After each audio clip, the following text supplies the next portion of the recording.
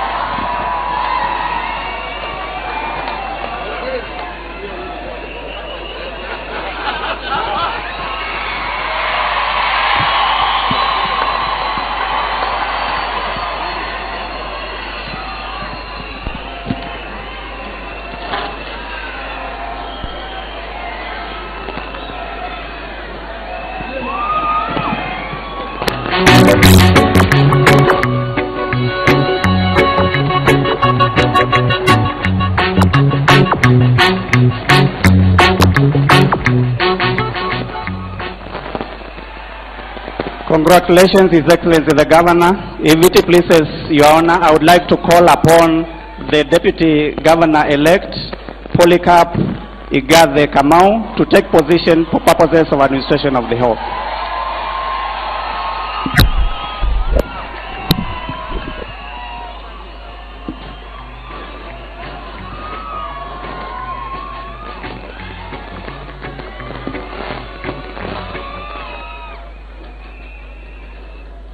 My wife to stand next to me. Yes.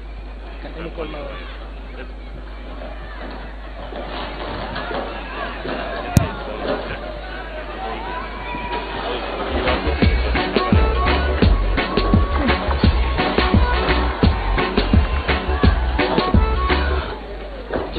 I, Polycarp Igathe Kamau, do swear that I shall always, truly and diligently serve the people and the Republic of Kenya in the office of the Deputy Governor of Nairobi City County, that I shall diligently discharge my duties and perform my functions in the said office to the best of my judgment. I shall at all times, when so required, faithfully and truly give my counsel and advice to the Governor of Nairobi City County, Mike Mbuvi Sonko, that I shall do justice to all, so help me God.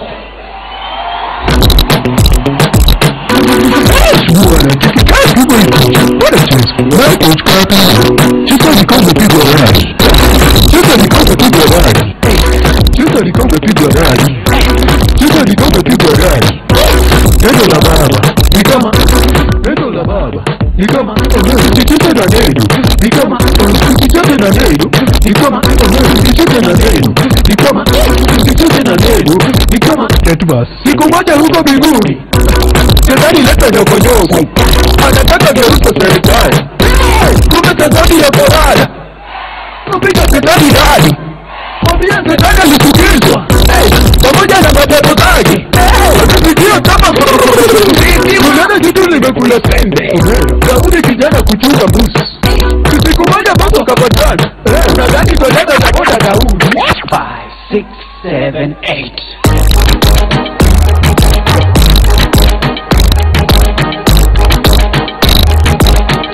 Jack on the beat.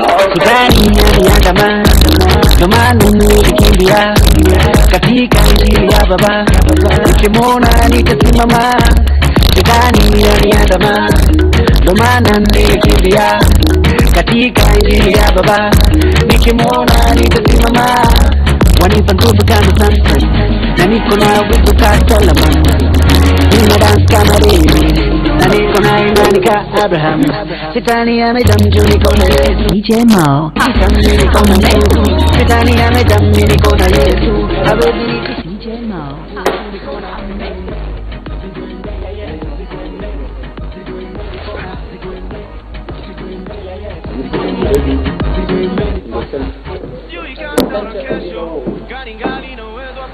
Well, you can clearly see a colorful and star-studded, very high-profile sort of ceremony at Uhuru Park. Started quite early. It was slated to start at 10 o'clock. At least that's what many had seen in terms of the advertising that was going on, both in the newspapers and on social media. And you can see on your screen the president and his deputy arrived, settled down, watching everything as it happens. We've also noticed a lot of cabinet secretaries and principal secretaries are also in attendance there. The former governor of Nairobi County, Dr. Evans Kidero, his deputy governor, Jonathan Mweke, are also in attendance. And to the far right of President Uhuru Kenyatta, we can see the spouse of the governor-elect, who has actually taken his oath of office. So I can call him governor now. He was governor-elect about 30 minutes or 40 minutes ago, but he's already taken his oath of office, and we can now officially call him the governor. And his deputy governor has also taken the oath of office, signed the necessary documentation, received the instruments of power, which of course was being handed over from the previous administration led by Dr. Evans Kidero. And so in terms of the formal part of the program, that is winding down now. What we have seen in terms of advertising is that this was supposed to be some sort of celebration, a party of sorts with a lot of entertainment, which we assume will now happen after this part of the program has ended.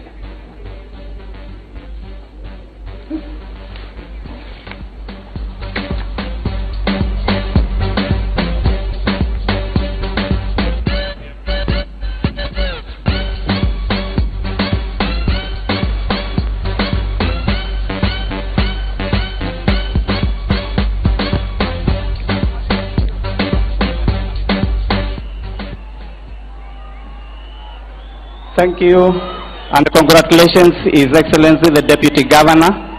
I think we have come to the end of that solemn session, and before we go to the next session, we all stand for the national anthem.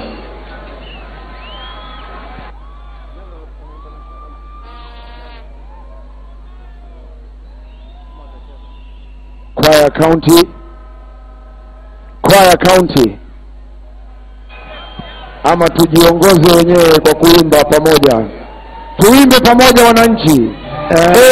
Mungu nguvu yetu.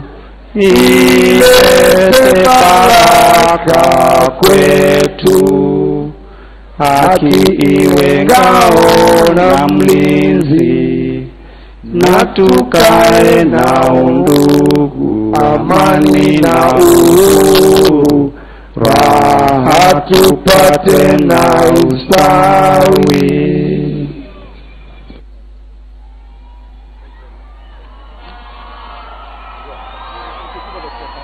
Yes.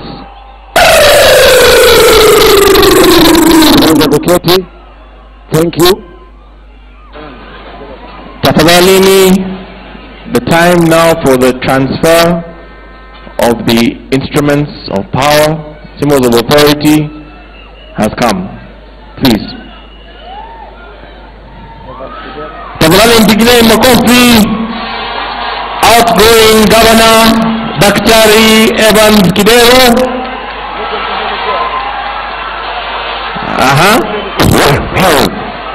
Haya, wapi nuru ya Sonko? Dr. Evans Kidero amehand over power of tools kwa Mike Mbuvi Sonko. Governor wa Nairobi sasa ni Mike Mbuvi Sonko. Wapi nuru ya Sonko?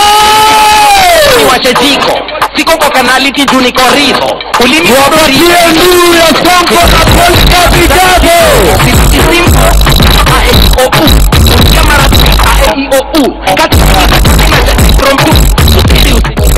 DJ shikilia. Wananchi wa Nairobi, mmeshuhudia leo siku Gavana wa Nairobi ni Sonko na deputy ni Polycarp Igathe. Wapi nuru yao? Haya, hivi sasa nitamwalika deputy governor Polycarp Igathe aweze kutupatia mawili matatu.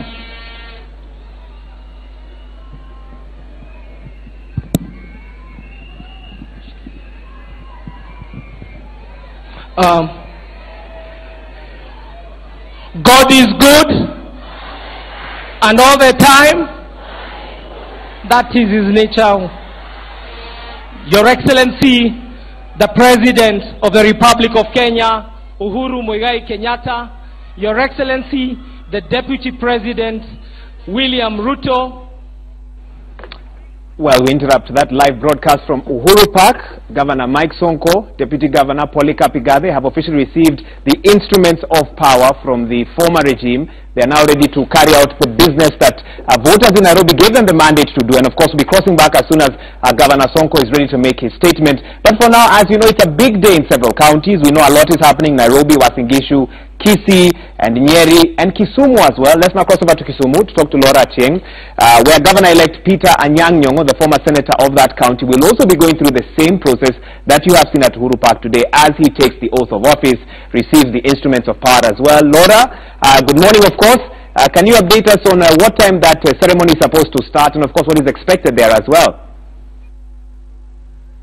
Yes, thank you very much, Wahiga, and a very good morning to you. We are coming to you from Kisumu County, where, as you can see behind me, the crowds are already, people are already walking in. A crowd is gathering, all set for the inauguration of Governor-elect Professor Peter Anyang' Nyong'o. And it's not only in Kisumu, in the Greater Nyanza Belt, of course, we have swearing-in ceremonies in Vihiga, we have Kakamega, we have Siaya County, Migori County, of course, all these areas where the governors are being sworn in today. We have Wilberforce Otichilo in Vihiga, we have Colonel Rosanga in Siaya, Okoth Obado in Migori, and of course in Kakamega County, Wycliffe Oparanya. Now back here in Kisumu County, the ceremony is about to start any minute from now, and what we know is that some dignitaries have been invited here. We have seen Mohoroni Member of Parliament elect Ayecho Olweny walk into this premises.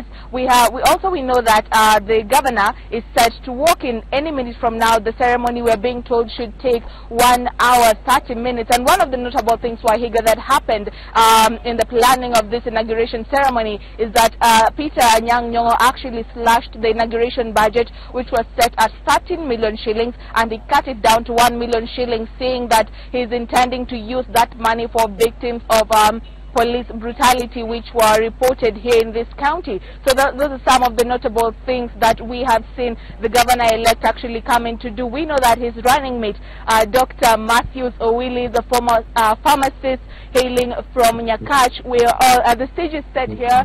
We're seeing the people gathering around waiting to see the swearing in of Professor Peter Anyang' Nyong'o and his running mate, Dr. Matthews Owili. We have tried to reach the former governor now. I don't know if it's safe to call him former this time, Jack Ranguma, to know if he will be attending, but all our efforts are futile. Now, we know that he had said that he's going to file a petition in court challenging the results, but up to now, we cannot get people to verify to us if they've already filed a petition. But as it stands right now, Peter Anyang' Nyong'o is set to be sworn in any minute from now. He's not walked in yet, but we are being told that he should be here any minute for the swearing in of himself and his deputy, Dr. Matthew Owili, a former pharmacist hailing from Nyakach. Wahiga.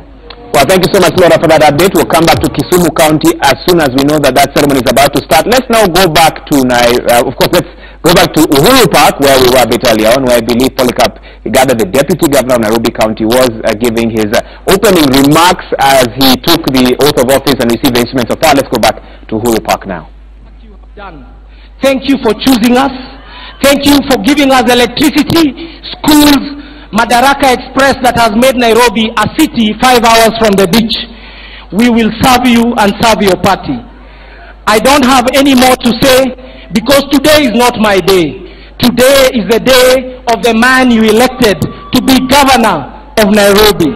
And he invited me to take a leap of faith and told me, Igathe, come and let's fix Nairobi.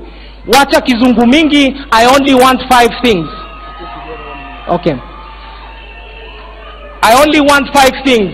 Make Nairobi clean and bright. Make Nairobi livable and hospitable. Make Nairobi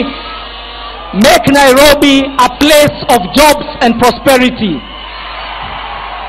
Make Nairobi safe and secure. And make Nairobi a place where young people, especially people watu wa chini, can find that they own their city. I want to assure you, my boss, Your Excellency Mike Mbuvi Sonko Kioko wa Kivanguli, I will serve you. I will make sure that dream is achieved.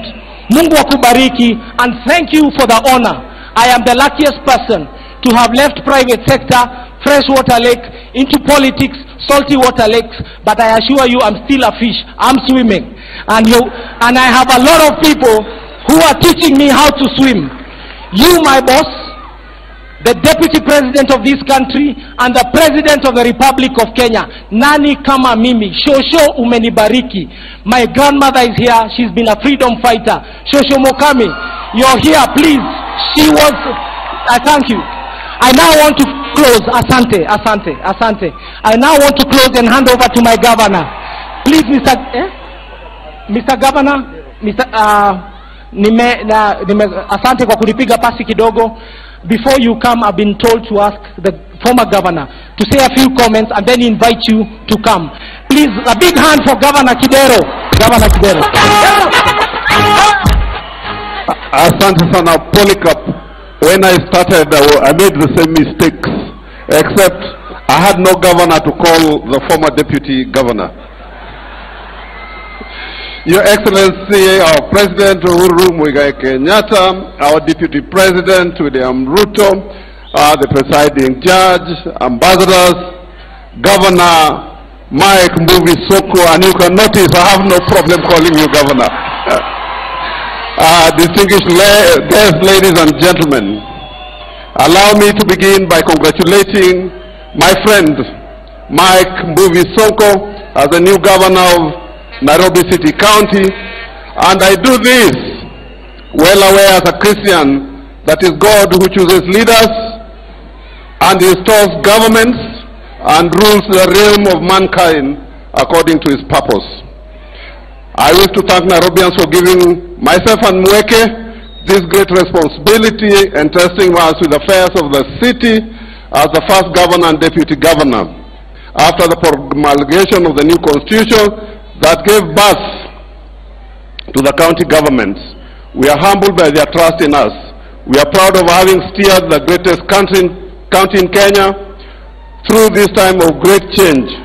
We worked to implement devolution while working to put the affairs of the city in order. May it suffice for me simply to say, thank you, Nairobi, and thank you, Nairobians. I'm thankful to everybody, the ambassadors that I worked with, the former city mayors. I can say Mr. Gahara there with Joe Cage. I want to thank all the leaders, the ministers, the PSS, and the many ambassadors we worked with. I'm eternally grateful to my family, especially my wife Susan, who's right here, my children, and the greater family who helped me during this time.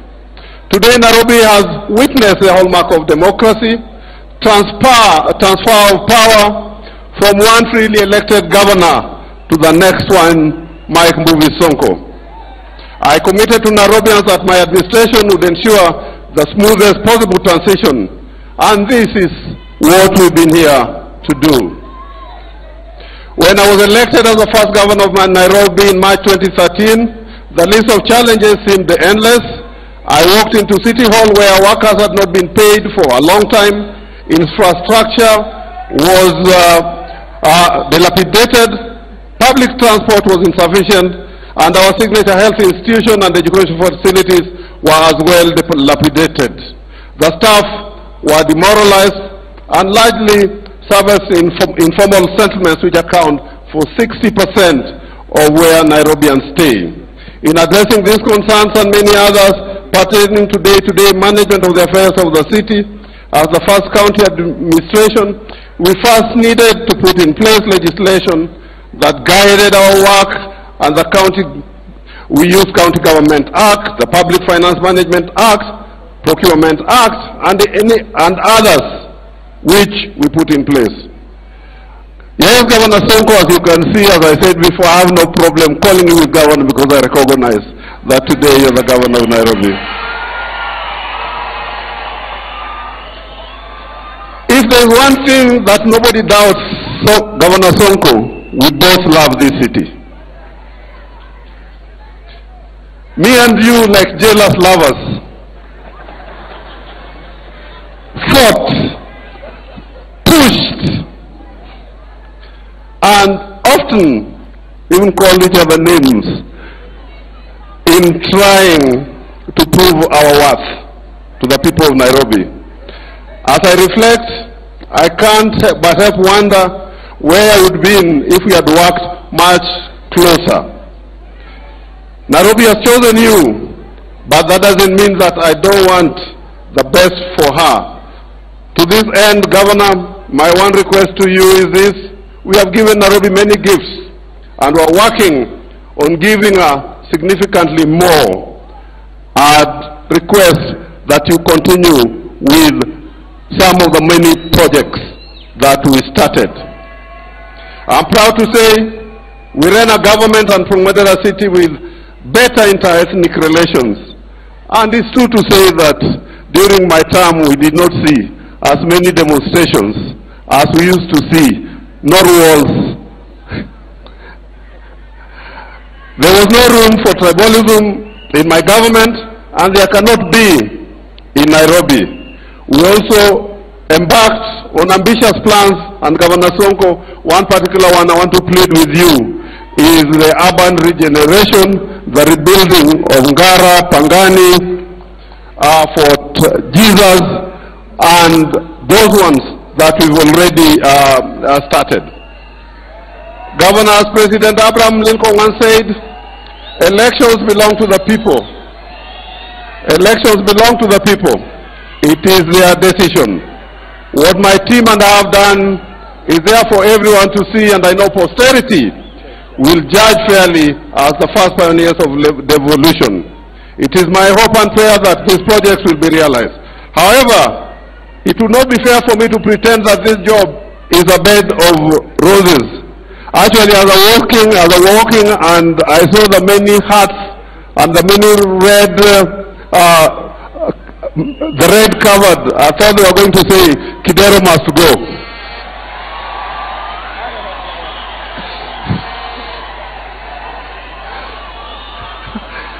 The biggest challenge facing the vision we set out for the city council is adequate funding, as the CR formula did not take into account the unique nature of services and the corresponding financial requirements.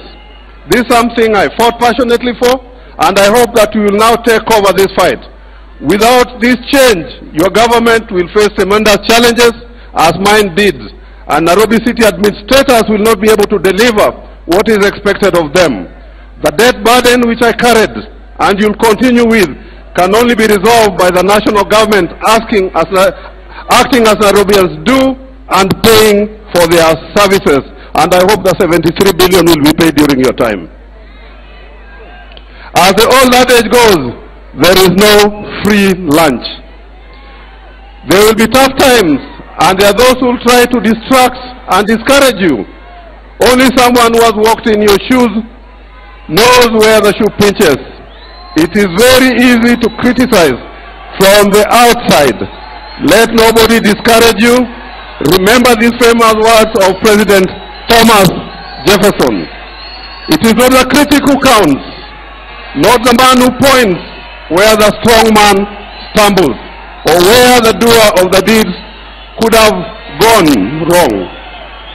The credit belongs to the man who's actually in the arena, whose face is marred by dust and sweat and blood, who strives valiantly, who comes short again and again, because there is no effort without trying and shortcoming, but who does actually strive to do the deeds, who spends himself in a worthy cause, who at best knows in the end the triumph of the Most High, and who at worst, if he fails, at least fails while daring so greatly, so that his place shall never be with those cold and timid souls who neither know victory nor defeat.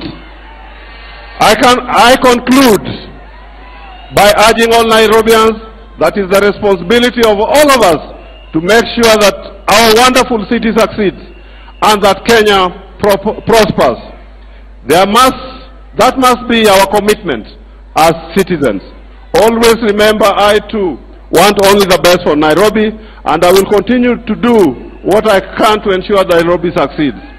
My wife Susan says that she is glad to have me back from the other woman who is Nairobi.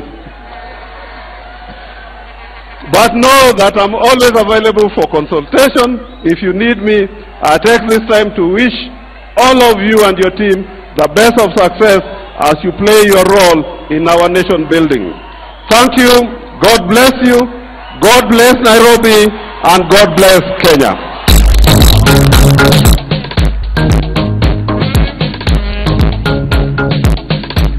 And now I have the pleasure to hand over to you the documents that I believe you will need as you manage Nairobi.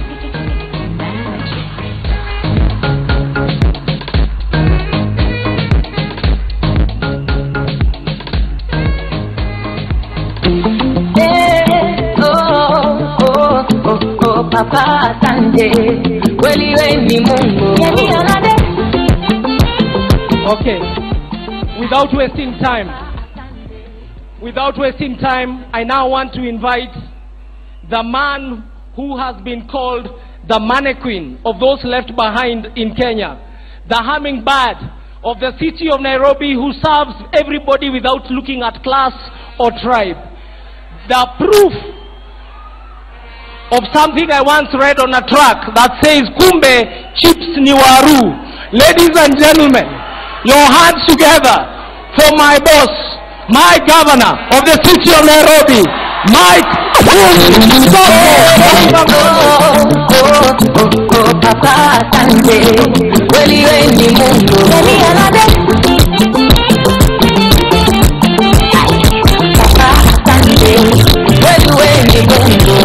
kama unakakule lazima ukule, ujivunie, ubangaibe, baada ya kazi lazima Haya, asante sana. Nairobi, Nairobi, Uhuru, Uhuru, Ruto, Ruto, Sonko, Sonko, Jubilee, Jubilee. Wacheni tuimbie Mungu chorus moja. Hakuna, hakuna, hakuna,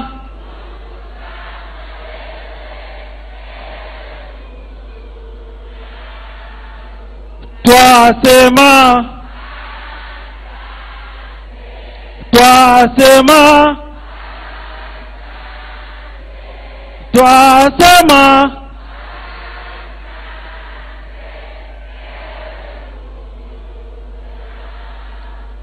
ewe ni, wewe ni, wewe ni,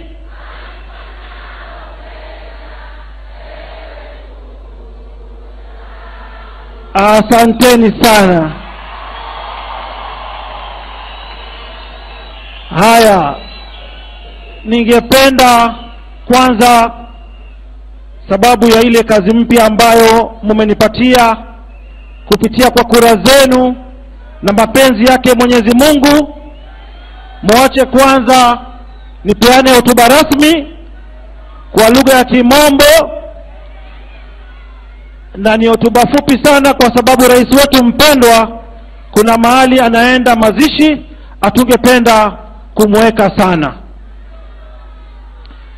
Your Excellency Honorable Uhuru Kenyatta, President and Commander-in-Chief of the Defense Forces of Kenya, Your Excellency the Deputy President Honorable William Ruto, Cabinet Secretaries, Principal Secretaries, outgoing Governor of Nairobi, His Excellency Dr. Evans Kidero, Deputy Governor Mweke, fellow elected leaders, members of the diplomatic corps, distinguished guests, and the great people of Nairobi, Amujambo. First, I wish to thank the Almighty God, my family, and the people of Nairobi for their support that culminated in the victory we celebrate today. I also take this opportunity to welcome you all to the city of Nairobi and thank you for taking your time to be with us here on this auspicious occasion. Fellow Nairobians, today marks another day in the history of our great city, a city that was founded over 117 years ago. It has been a long journey to where we are today as a people. A journey made up of challenges, but more importantly, by victories and tremendous strides that we've made. From the small Dukawalas that dotted our city a century ago, today we pride ourselves in one of the most developed cities in Africa and the world. However, this important day is not historic because of the victory we celebrate today. Today is historic because there is finally hope for the people of Nairobi.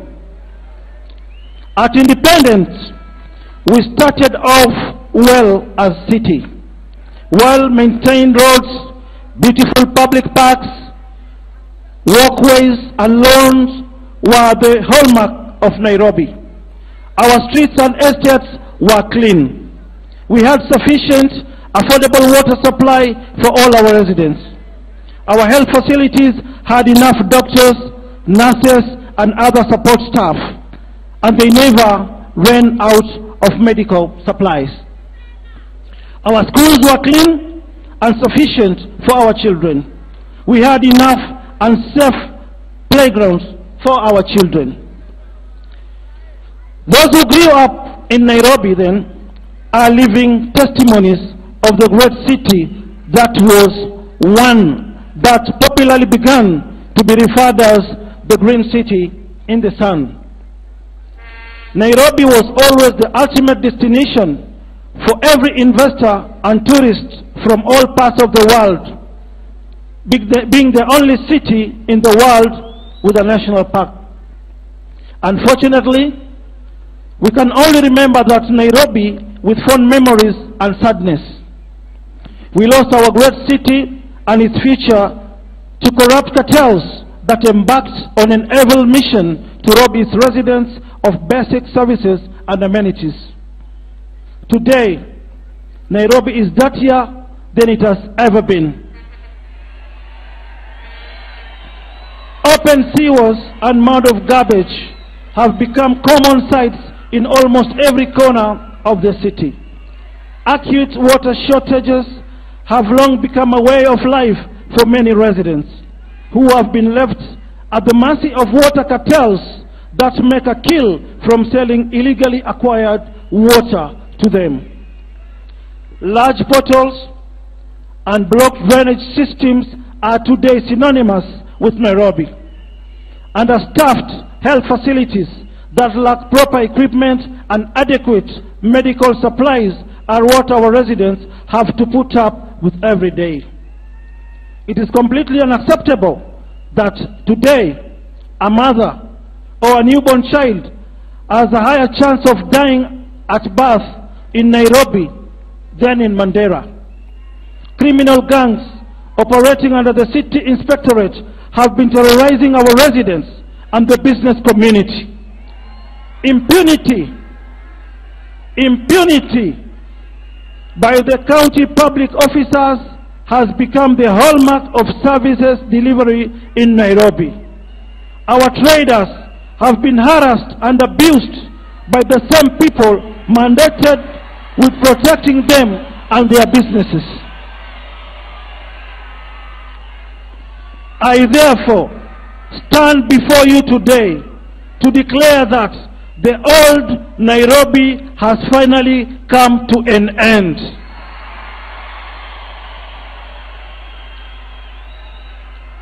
Today, we join our hands to embark on a journey to fix a city that has badly been broken down to a cleaner, greener, healthier, wealthier city.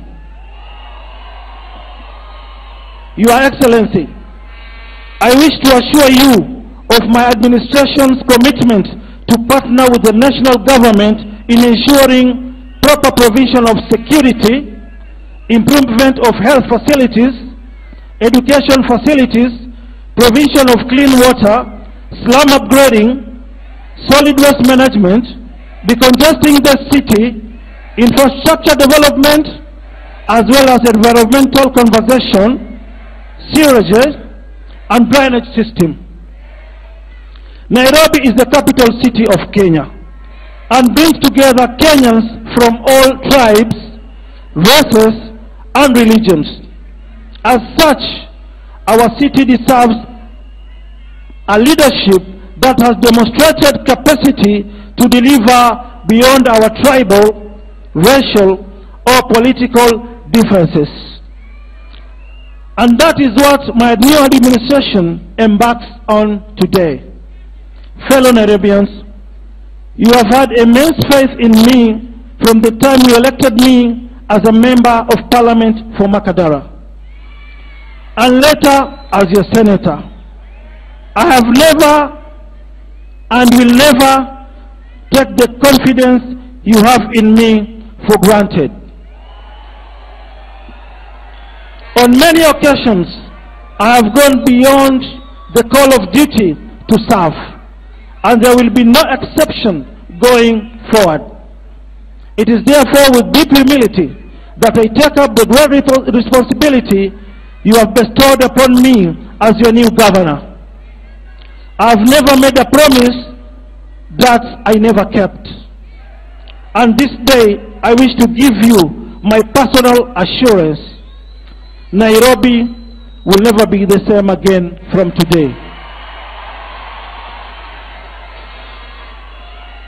I shall work around the clock to guarantee efficient and timely services for all our residents. My new administration will put in place an elaborate plan to clean up the mess that has been left behind by the outgoing county government, while ensuring that every resident shall get value for their money as taxpayers. In my government, the garbage menace shall become history, as we have already demonstrated in the ongoing Operation Ngarisha Jiji.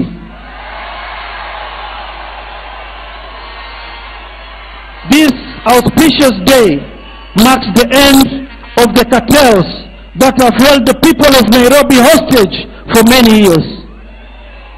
Land grabbing and forceful evictions of our people without following due process will be a thing of the past. There shall be enough water for all residents. We shall build enough markets for our small-scale traders and review licenses to enhance ease of doing business. We shall support our youth, women, and persons living with disabilities to start and grow their businesses while creating employment opportunities. We shall seal all loopholes to suffocate the thieves who have been stealing our revenues.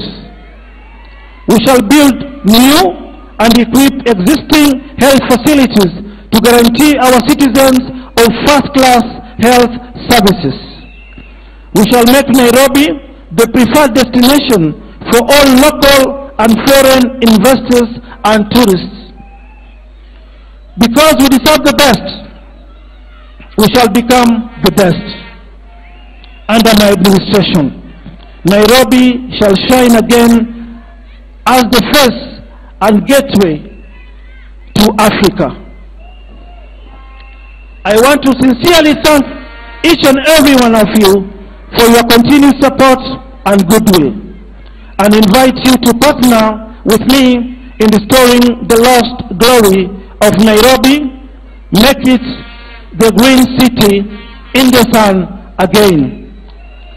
As Nelson Mandela once said, it is better to lead from behind and to put others in front, especially when you celebrate victory, when nice things occur.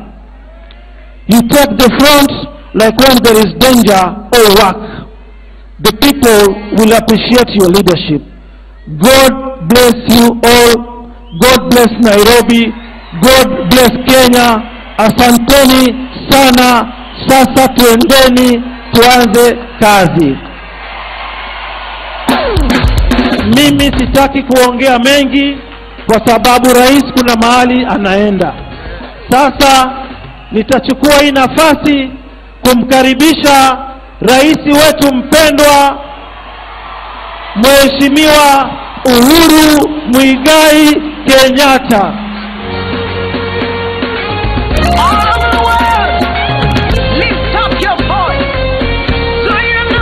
Nairobi oye!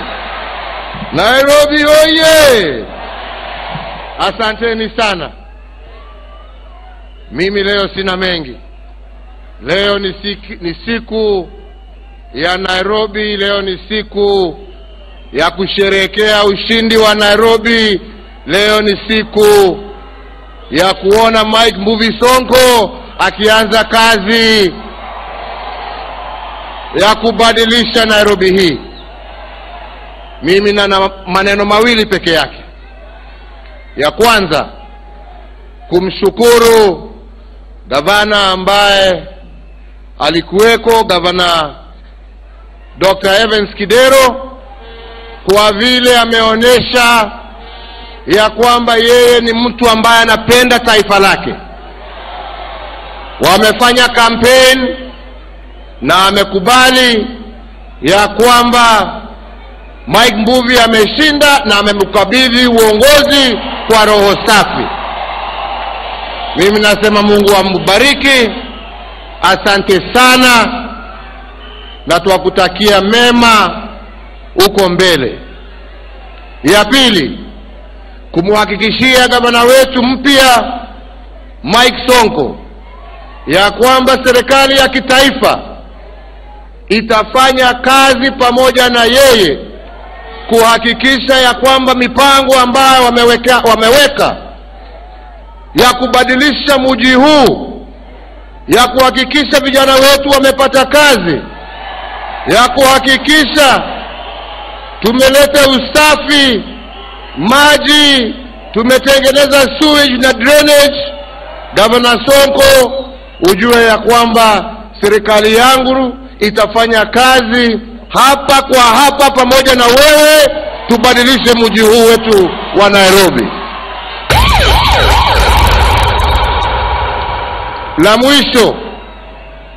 La mwisho ni kuendelea kuomba Wakenya, haswa nyinyi wakaaji wa mji huu wetu mkuu wa Nairobi, tuendelee kupendana, tuendelee kuweka amani, tusikubali wachache watupiganishe kwa misingi ya kikabila. Nairobi hii ni ya jamii zote za taifa letu la Kenya. Nyinyi vijana, mjue ya kwamba jirani yako ndiye ndugu yako. Kabila lako halikusaidii. Jirani yako ndio usalama wako, ndio rafiki yako, ndio chumvi ambayo unaenda kuomba. Tunaelewana wenzangu? Tuweke amani na tusiruhusu wachache watuharibie amani na umoja ambaye Wakenya wataka. Na sisi tuwasema tuendelee kuweka Mwenyezi Mungu mbele, tuamshukuru kwa yale yote ametutendea, na sina shaka atatutendea mengi mema huko mbele. Kwa hayo machache, Mungu na awabariki, Mungu awalinde. Heko Sonko, heko Nairobi, heko Kenya yetu. Mungu awabariki. Asanteni sana.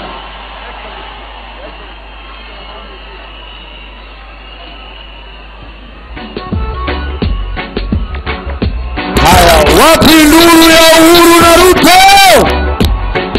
Wapi nduru ya gavana mpya Sonko?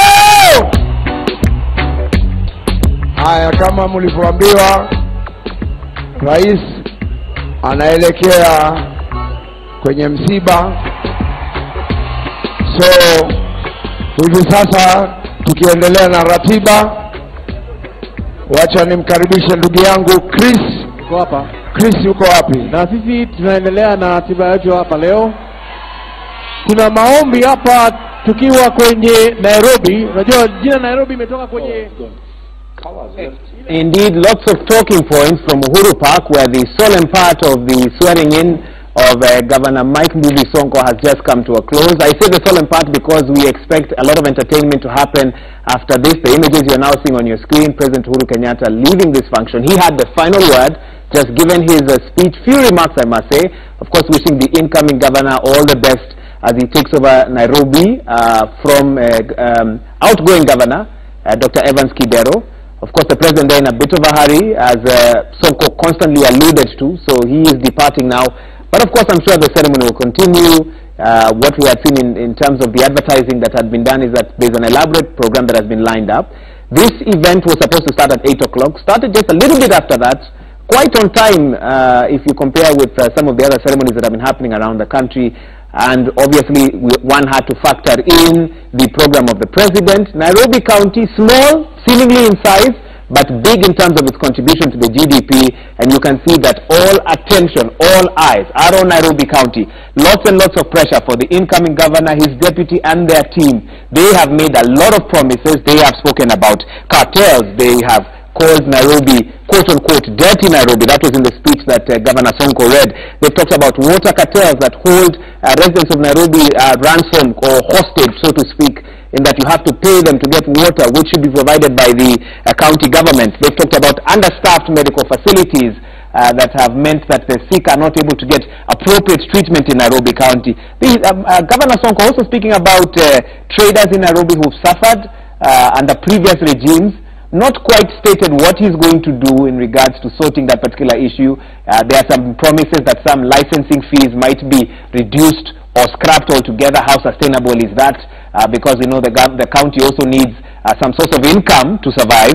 He also spoke about sewage and drainage facilities, the drainage system in Nairobi, that he will look to overhaul it. How he will do that, I'm sure that he will hold maybe meetings later on or press briefings later on to give a full explanation on how that will happen. But let me bring in my panel in studio now. They've been watching this with me here, and I want to hear their initial thoughts. I'm glad to have Kaikai Kissinger, an advocate, on this program. Welcome, Kaikai. Dansan Omari, not a new face here, a lawyer. Thank you so much for finding time to be here with us. Thanks a lot. And Joyce Bibo, political analyst, long time no see, I must say. Glad that you're back here with us again. Thank you, Mauro. I put you on the spot, so I'll start with you. Your reaction to what we've just seen over the last 1 hour or so at Uhuru Park. We were commenting while we were watching this that one of the things that Nairobians, I hope, and Kenyans have seen is that politicians are part of one big happy family. You heard even Dr. Kidero saying, oh, we fought like jealous lovers, but here we are, here are the instruments of power, and all the best to my good friend Sonko. When you watch this, you understand the nature of politics. It's cyclical. It starts here, it goes and comes round again. You lose today, just wait for 5 years, try again, and you might be the one on the other end. So if Kenyans understood that, I think we'd have much less acrimony, and people's emotions would also be in a much better place than we have right now. But it's a big day for Nairobi. We have a change of guard, change of style. We've seen definitely change of style. Definitely, the incoming governor now, Governor Sonko, I mean, the first thing he does is he gives us this little dance. In fact, I hope we'll be able to revisit that little dance once again when we get a chance. So carry on. You look at it and you realize it's a new dawn. It's a new day where hopefully we are going not just to see a change of leadership, but maybe it might portend something good. I'm one of those who was skeptical about Governor Mbuvi administration. Okay. But now that it is a reality, I actually wish him all the best. I hope he will prove me and other skeptical Kenyans wrong, that he can rise up to this great, not just the position, but also the management of the heart of Nairobi. And as for the Governor Igathe, he also has a ways to go. He says he's still a fish, but he still sounds like a fish a little bit out of water. Okay. He needs that to learn from the speech. Yes, he needs to learn the lingo, the body language, the nuances of being a politician, and just lose a little bit of the inhibition he now has. But I actually look forward to being proven wrong. For me, I'm one of those Kenyans who I'm looking forward to being proven wrong. Okay. Danson, for the purposes of this interview, I'll have to play the role of a skeptic and ask you, do you think his administration has bitten off more than they can chew in terms of the promises that he made, the things that he touched on in the presence of the outgoing governor? What happens is that, we are having a new dispensation, a political dispensation, where the populists are taking over. From Brazil, from America. We've seen it in Kiambu. Even in South Africa. We are seeing it in South Africa. Zuma, when Zuma came, people say it is a dancer and all those issues. And now we have the likes of Babayao in Kiambu. We have the likes of Sonko in Nairobi. We have the likes of Babu Wino in Embakasi. Jaguar. We have the Jaguar. So the question now is, there is the new political, the voter has now decided that these people with the technical skills, these people with their knowledge and PhDs, these people who claim to have the knowledge, have only knowledge to steal from us. So now we are giving one of us. So Sonko comes in as one of those people. The question you've raised is, one, what is the mode of running governments worldwide? Governments are run by budgets, governments are run by strategic plans, governments are run by action plans, governments are run by research and data collection, governments are run by bureaucracy. We are looking at the new type of crop of leaders who believe in what government decided to bring when I was in government, called Rapid Results Initiative. Ignore all the procedures, get us the results. The end justifies the means. Sonko has talked of very ambitious programs.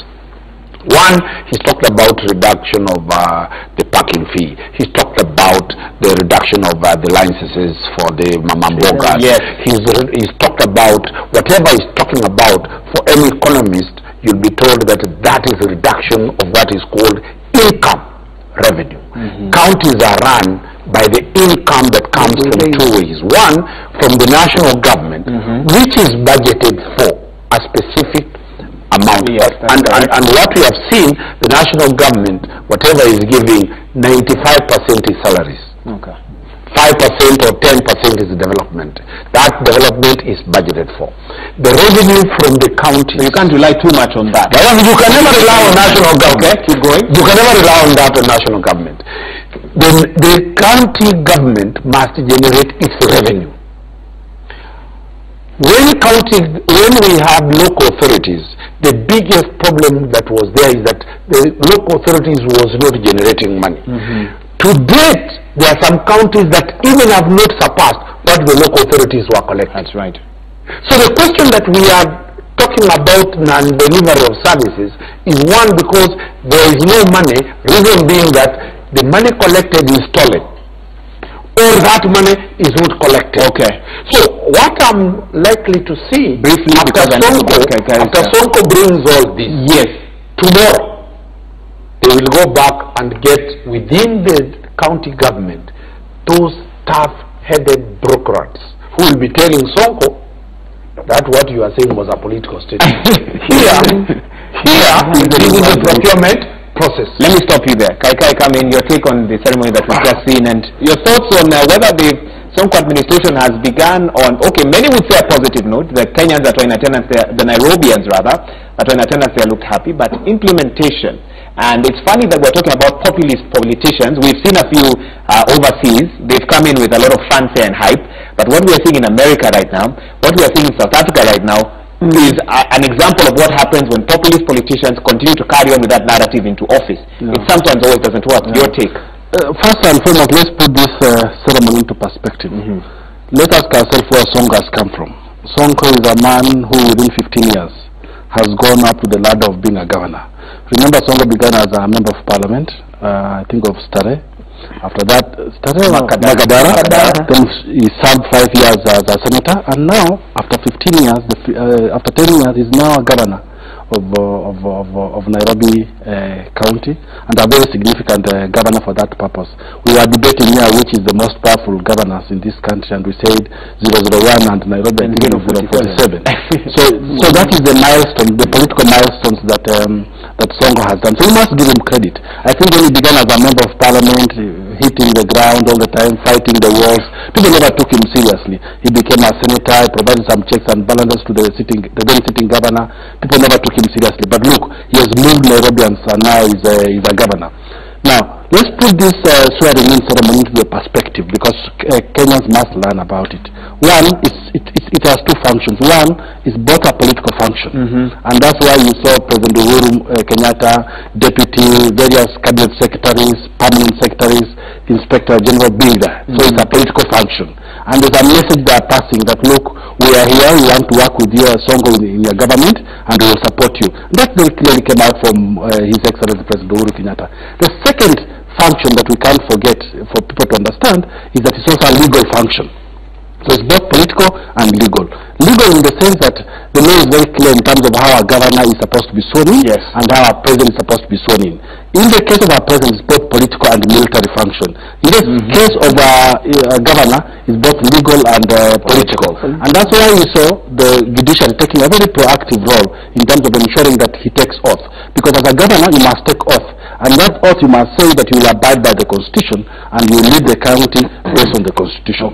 Now, in terms of whether the new governor, first of all, we must recognize the fact that Kidero is supporting him. Because one of the things that we are hearing in social media and everywhere, that Kidero was supposed to go to court and challenge the election. So that seems not to be the case. So it's a good thing that he's there and he's participating there and he handed over power and wished Sonko well.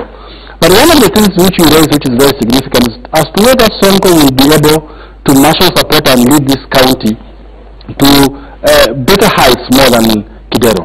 Now, when you heard him speak speaking, he spoke of the things that he wants to target. That's right. And one of the things he spoke about targeting is the issue of sewage and rebuilding Nairobi back to where it was, because he was narrating how Nairobi has over the years been downplayed, or there are no development, and he wants to exactly. And so he wants to return it to that level.